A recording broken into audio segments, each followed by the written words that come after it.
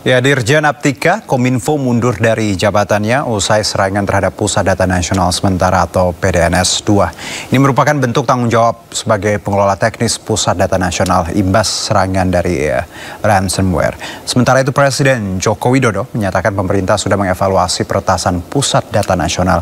Untuk mengetahui proses pemulihan data imbas serangan ransomware, kita terhubung dengan Anjas Pranomo, Ketua DPP Perindo. Selamat sore, Bang Anjas. Selamat sore Bang Juno. Ya, kami juga sebenarnya Bang Anjas dan juga pemirsa sudah menghubungi Komisi 1 dan juga mitra Kemenkominfo, namun belum ada yang bersedia bergabung hingga sore ini. Tapi tidak apa-apa, kita analisa saja bersama Bang Anjas.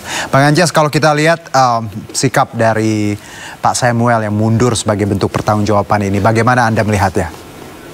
Justru itu adalah salah satu respon positif ya. Saya sangat mengapresiasi apa yang dilakukan oleh Pak Sam. Saya juga dekat dengan Pak Sam, di mana beliau menunjukkan sikap integritas yang luar biasa. Bagaimana ini adalah menurut dia adalah kesalahan beliau, dan saya pikir ini bukan hanya kesalahan beliau dan Kominfo aja, tapi juga ada beberapa elemen atau kementerian lembaga yang terkait, termasuk BSSN. Ketika dirjennya sudah turun, tinggal ini kita menunggu kapan ini Kominfo-nya untuk berani bertanggung jawab dan berani untuk mengundurkan diri. Nah, ini yang menjadi catatan penting bagi kita semua gitu ya. Bagaimana menunjukkan pejabat ini masih ada yang berintegritas. Dan saya sangat mengapresiasi dan angkat topi kepada apa yang telah dilakukan Pak Samuel. Dan kita juga ingin melihat bagaimana tinggal menunggu ketika dirjennya udah, kapan nih Kominfo-nya untuk berani bertanggung jawab di depan media. Oke. Bang Anjas, dirjennya mundur nih ya. Berarti perlukah menterinya juga mundur sebagai bentuk pertanggungjawaban tadi? Justru orang pertama yang perlu bertanggung jawab adalah menterinya.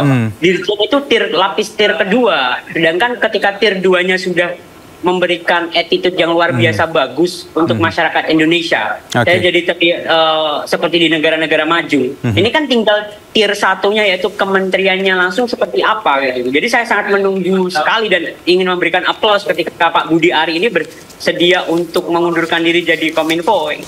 Ya, jadi Anda melihat bahwa ini satu kesalahan fatal dan tidak harus tadi sudah seharusnya, maksud saya sudah seharusnya menterinya pun ya mundur dan mempertanggungjawabkan ini sebagai bentuk tadi pertanggungjawaban moral ya, Bang Anjas ya. Betul, karena memang kita melihat bahwa integritas ini sangat dibutuhkan di negara ini beberapa masa yang akan mendatang. Karena memang slogan pemerintah aja untuk Indonesia Emas 2045. Dan apa yang telah dilakukan Pak Samuel ini kita sangat apresiasi sekali. Seluruh masyarakat juga mengapresiasi beliau. Bagaimana dalam bentuk tanggung jawab seorang pejabat publik yang telah berhasil menyentuh aspirasi dari masyarakat semua. Meskipun di sini juga saya mencatat bahwa ini tidak sepenuhnya kesalahan dari Pak Sam, tapi juga ada beberapa kementerian atau lembaga terkait seperti BSSN, utamanya juga menterinya langsung Kominfo yang perlu harus turun tangan langsung. Tapi kita juga masih menunggu siapa lagi yang akan mengundurkan diri dengan cara seperti negara seperti Pak Samuel. Bang Anjas, kalau ada argumen bahwa mundur berarti tadi bertanggung jawab, lalu ada yang juga menyebutkan mundur lepas dari tanggung jawab. Apakah mundur satu-satunya cara, ya termasuk tadi menteri bertanggung jawab, atau malah lepas tanggung jawab dong? Mundur enak dong, ada masalah mundur seperti itu, tidak bertanggung jawab. Saya melihat bahwa ketika arti kemunduran seorang pejabat publik ketika dia sedang terkena sebuah musibah atau sebuah kasus seperti ini, kejadian seperti ini, itu justru melihat segi positif. Baik. Bukan berarti dia yang sepenuhnya bersalah ya, tapi memang ini salah satu cara yang memang harus kita budidayakan. Itu yang harus kita lestarikan. Bagaimana sense of belonging terhadap organisasi, sense of belonging terhadap kementerian itu harus ditumbuhkan. Jangan justru menyalahkan bawahan atau dirjen-dirjen, tapi juga menterinya dong, ayo kita tunggu. Oke. Baik, yang menarik juga Bang Anjas bahwa hacker memberikan kunci ya untuk membuka kembali pusat data ini. Ini agak lucu, bagaimana sebenarnya, apakah memang ini satu bentuk minta maaf atau malah ejekan terhadap bagaimana kita mengatasi masalah ini? Dari sudut pandang Anda terkait bagaimana hacker menyodorkan kunci ini, silakan dibuka, kami minta maaf. Tanggapannya Bang Anjas? Ini sangat sedikit konyol ya ketika ada tadi yang dulu pernah saya berstatement bahwa ketika kita sudah data itu terenkripsi dan data itu sudah hilang dengan ransomware, jangan-jangan selama ini tuh kita dijaili sama orang dalam. Yang dia emang sengaja untuk men-setting ini, men-skenario kejadian ini bahwa seolah-olah ini ter-ransomware kan. Padahal ini cuma kesalahan teknis. Nah, ini yang hasil analisis saya, karena ketika kita bicara soal hacker dan data sudah terenkripsi, sangat sulit sekali untuk bisa dikembalikan. Dan tiba-tiba hacker itu muncul ke publik dengan mengembalikan ini datanya saya balikkan, saya mohon maaf telah mengganggu proses imigrasi dan sebagainya kayak gitu kan. Ini kan menjadi hal yang sangat lucu, dan sudahilah, ayo kita gimmick-gimmick politik seperti ini. Kita juga sudah mau memasuki masa transisi. Jangan-jangan ada wewenang-wewenang, ada tangan-tangan jahil yang memang ingin untuk berpartisipasi dalam kontestasi politik di 2024 mendatang kayak gitu. Baik. Kalau dari tanggapan dari Pak Samuel juga dalam konvensi persnya bersama dengan mundurnya beliau dari posisi, disebutkan bahwa kunci sebenarnya sudah dicoba di spesimen, sudah bisa, namun belum bisa memberikan informasi lebih lanjut. Kalau dari proses ini, Bang Anjas, apakah tadi Anda melihat bahwa data kita bisa kembali lagi dan atau sulit, karena walaupun diberikan kunci tapi kan pemerintah juga belum memberikan validasi apakah kunci ini berhasil atau tidak. Kalau dari sudut pandang Anda, Bang Anjas? Jadi begini, ketika kita bicara soal teknis dalam dunia IT itu sendiri ya, ketika jadi kemarin juga saya sempat scroll di beberapa sosial media platform X, katakanlah ternyata data kita atau akses masuk atau kunci masuknya itu ternyata beredar di script. Ada salah satu software itu namanya Script, di mana di situ adalah untuk mengumpulin beberapa file PDF, dokumen dan sebagainya. Di situ terbuka akses, bahkan ada username-nya, ada password-nya, ada link aksesnya. Ini yang perlu di follow up dan perlu dikawal bersama oleh masyarakat. Sebenarnya siapa orang yang mengupload itu, dan itu bisa terakses semua orang, dilihat semua orang, ada username-nya apa, adminnya pun ada, kemudian password adminnya pun ada, kemudian email dan link untuk login ada juga. Nah, ini juga perlu kita selesaikan itu. Siapa sih orang yang mengupload di script dan itu open access untuk semua orang kayak gitu.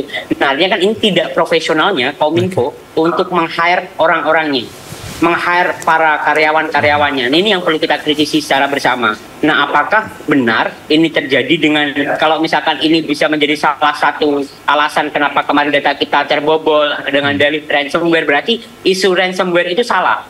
Berarti isu ransomware itu hanya gimmick belaka yang dibuat oleh pemerintah. Justru yang kita selesaikan di sini adalah bagaimana teknis ketika data orang-orang ini tidak bisa diakses. Kenapa server ini down, kenapa data kita hilang dan sebagainya. Jadi bisa saja isu ransomware itu fiktif seperti itu ya, Bang Anjas? Betul. Bisa jadi kan kita melihat seperti itu, karena ini memang kelalaian seorang karyawan eselon berapa gitu kan, itu tiba-tiba dia pengen download, kemudian dia belum punya premium script, kemudian dia baru ngupload dokumen yang ternyata itu dokumen pribadi, bahkan mungkin dia tidak bawa itu dokumen privasi negara kayak gitu. Itu kan hal yang lucu dan konyol. Bang Anjas, ini menarik bagaimana Anda menyebut tadi profesionalitas dari karyawan atau tadi lembaga ini yang menunjuk pihak yang penyedia lah seperti itu. Ini balik lagi bagaimana sebenarnya masyarakat bersikap terkait mundurnya Dirjen Aptika dan juga tuntutan mundur untuk Pak Budi Ari.